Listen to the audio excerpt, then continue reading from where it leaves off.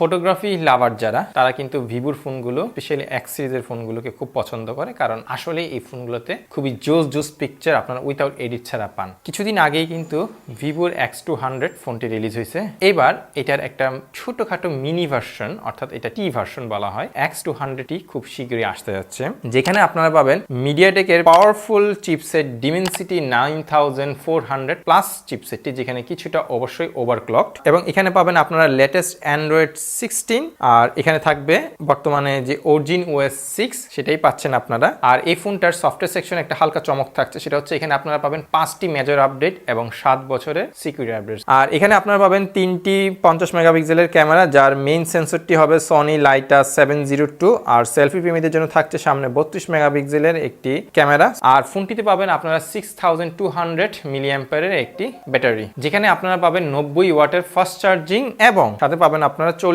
ওয়াটের wireless charging. So এই জায়গাতেও এই ফোনটা ইমপ্রেসিভ। সো দেখা যাক এই ফোনটার প্রাইস কেমন হয় বাংলাদেশের মার্কেটে এবং ইন্টারন্যাশনাল, এটা কত টাকা দিয়ে আসলে কত প্রাইসে রিলিজ হয় সেটা এখন দেখার বিষয়।